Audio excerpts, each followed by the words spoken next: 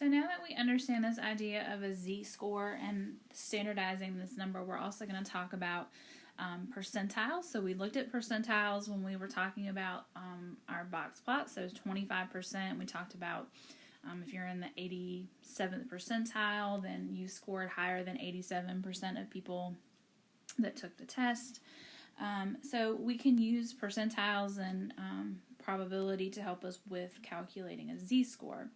So what we have to think about here is that underneath this curve, we want to think about the area. So it would be if we actually filled all of these blocks in, and so that's all of the data set that we're looking at. And so when we were thinking about the normal distribution last week, we talked about the approximation of 34%, 34%, 13.5%. And then the 2.5% there in the tail. So we can actually use z-scores and percentiles to get more specific values and not have to use that estimation. But don't forget that your area under the curve, all of those events together should always be equal to 1, because we're going to use that fact in just a few minutes. So the first thing that you see here is a table. So this table is actually now in your graphing calculator. It's already programmed there. Before we had such wonderful things, we had to use a table to help us with all of these z-scores and percentiles. And so you see on the left a z-score to the 10th, and in the previous video I told you we're going to round to the 100th, and the reason you want to round to the 100th is because if you look across the top row, that's your 100th value. So we're going to find our area in the middle of the table. So all of those values are the percentage of data related to that z-score, and the z-score is found by using both the column to the left and the row on the top. So how all of this works, an example would be to find z if the normal curve area to the left of z is 0.018. So the first thing that's really important that you know is on this table, this is representing the area to the left of the point. We can still find the area to the right, but we have to do a little bit more math. So what this looks like on a picture would be here. There's my normal curve. I know that it's going to be to the left. 0.0188 is less than 0.5, so I know that it's going to be not close to that mean. It's got to be further away. And then we shade that little tail down there. So then what we do is we go to the table and we're going to scan the table until we can get that exact value or something close to it.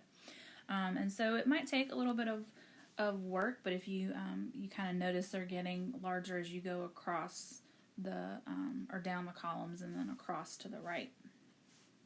So 0.0188 is over here to the right. It's in the row that has a negative 2.0 and a column with 0.08. So I put those two together, and the z-score is negative 0.208. And again, this is going to make sense to us because if we just think about what we already know, that there was about 2.5% of the data, and again, we said that was an approximation on the empirical rule. To the left of that point, that z-score makes sense based on what we know. So again, you find the number in the table, you get your two values, we put those together to give us our z-score that relates to that proportion, probability, percent. They can ask that question. They can use all those different words to ask you to find that z-score. So find z if the normal curve area to the left of z is 0.9668. So 97% of the data is going to be to the left of z, which means that this number has to be to the right of the mean. So if I'm sketching that on a curve, it's more than 50%. Z has to be somewhere to the right of that. We also know that about 2 standard deviations on either side is 95%, so we're probably going to look at something that's a little bit more than 2 standard deviations, or close to 2 standard deviations away. So then we go to the table. So 0.9668. So I know that I've got to look somewhere kind of towards the lower middle of that table. And so what we see happen is that 0.9668 falls between 0.9664 and 0.9671.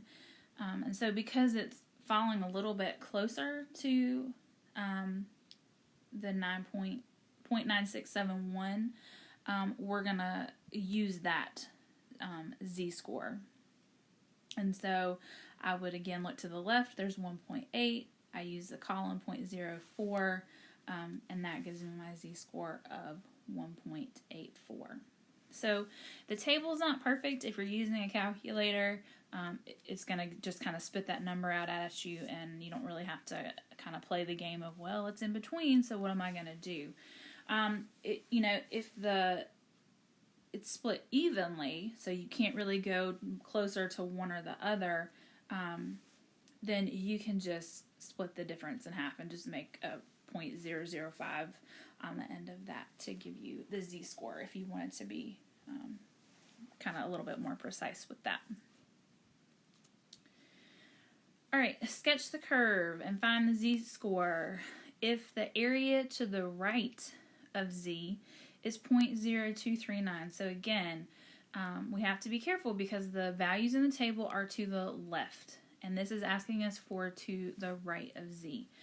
So the first thing that we want to do is subtract the number to the right from 1, because that's going to give us the direction or all of the area to the left. So we're actually finding the shaded region to the right, but we need to know that 0.9761 is the area to the left, because that's the number that I have to look for in the table. And so again, I know that I'm going to be kind of down in the bottom corner, and so we see 0.9761 in the bottom right corner. The z-score should be positive, and again, we should see that from the picture. So you should always kind of be formulating in your head, about what you think the number is going to be based on what you already know about the normal curve and the empirical rule, so that you make sure that you're, kind of double checking your work as you're going. Is it a reasonable answer based on what I know intuitively is happening? So 0.9761, I look to the left, it's 1.9. In the column, 0.08, which means my z-score is 1.98. So the interpretation of this just means that about 2.39% of the data is above 1.98 standard deviations away from the mean. And you see, they don't even tell me, I don't need to know what the mean is, I don't need to know what the standard deviation is, because we've kind of standardized all of this. It works for any normal distribution. All right, one more example. So z, if the normal curve area to the right of z is 0.8961. So again, the first thing I have to pay attention to is they're asking me for the area to the right, which means I have to subtract that from 1. So the area to the left is going to be 0.1039. 0.89%, I know that that's 50% is at the mean. So I know that I have to be to the left of the mean when I sketch that curve, which also means that the z-score should be negative. So again, just kind of thinking through that, and shading is important because it helps you make sure that you're getting a correct answer. So we're looking for 0.1039 on the table. The closest that we can get to 0.1039 on this table is 0.1038, because the next number would be 0.1056. So we're going to go with the 0.1038. So negative 1.2 and 0.06 give us a z-score of negative 1.26. So 89.61% of the data is going to be above our z-score of negative 1.26 standard deviations, and that would again be below the mean. All right, sketch the curve and find the z-score if the normal curve between 0 and z is 0.4066. So we can find percentages between two values. We just have to be careful because the table is giving us everything. And so there's a couple different examples here because it doesn't tell us which way that z is going. It just says 0.4066. We also know that this graph is going to be symmetrical based on the fact that it's a bell curve. So 0.4066 above and the 50% that's to the left of the mean means that my total area there is 0.9066. Okay, so total distance to the left of z would be 0.9066. You look at the table, that gives you a z-score of 1.32. The other case would also be below the mean.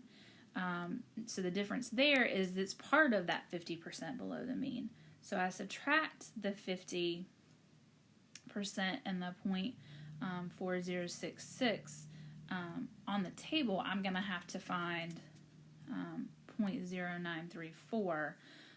But it's matching, right? Because it's symmetrical. So I should be able to kind of, again, intuitively know that as I'm double checking my work on the table. So those would be the two z-scores that would give me that criteria. So another example, this one is with 0.2123 between 0 and that value and z. So again, I would have one where I would go to the right of the mean. So the total distance would be 0.5 plus 0.2123. So the total distance there would be 0.2877. And then the z-score, I should find on the table, is negative 0.56. For the left side, I'm taking it away from half. And so it's going to... Actually, I just realized I have this backwards on my slide. So switch that. Negative should be the one on case 2, and the other should be on case 1. My apologies. So those are my two z-scores for that. There's a couple more examples, and then I said there's a you can use your calculator. So that I will teach you when we have class this week. I just want you to start practicing and thinking about this idea of being able to find area under the curve and using the table.